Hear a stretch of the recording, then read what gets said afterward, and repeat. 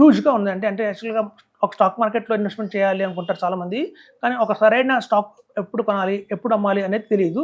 So అందుకని ప్రత్యామ్నాయంగానే PMS అనేది HNIs చాలా బాగా, హెచ్ఎన్ఎస్ అనగానే చూడండి చాలా బిజీ లైఫ్లో ఉంటారు వాళ్ళు తెలియదు ఏ స్టాక్ కొనాలి ఏ స్టాక్ అమ్మాలి అని చెప్పి, అందరూ కూడా ఒక సెకండరీగా ఒక పిఎంఎస్ని పట్టుకుంటున్నారు.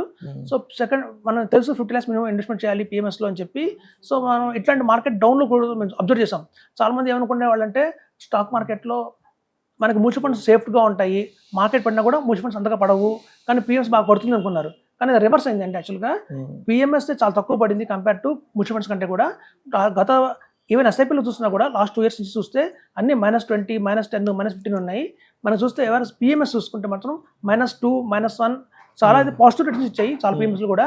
సో ఉన్న అన్ని పిఎంఎస్లు బెస్ట్ అని చెప్పను కానివ్వండి, ఉన్న 400 పిఎంఎస్లో కూడా బెస్ట్ క్వాలిటీ పిఎంఎస్ 15 ఉన్నాయండి. సో ఆ 15లోనే మనం తీసుకోవచ్చు. ఎవరు ఇన్వెస్ట్మెంట్ చేసినా మహా అయితే 1 or 2 పిఎంఎస్ కంటే ఎక్కువ చేయలేరండి, వాల్యూమ్ పెద్దది కాబట్టి. సో మనకి అవైలబిలిటీలో మార్కెట్లో మంచి స్ట్రాటజీస్ ఫాలో అవుతూ 10 పిఎంఎస్లు ఉన్నాయి కాబట్టి అందులోంచి ఒక 2-3 మనం తీసుకోవచ్చు అని చెప్తున్నాను. సో అదండి పిఎంఎస్ గురించి. ఓవరాల్గా ఇప్పుడు బాగా అవేర్నెస్ అయితే బాగా వస్తున్నాయి, మాకు కూడా కాల్స్ బాగా వస్తున్నాయి.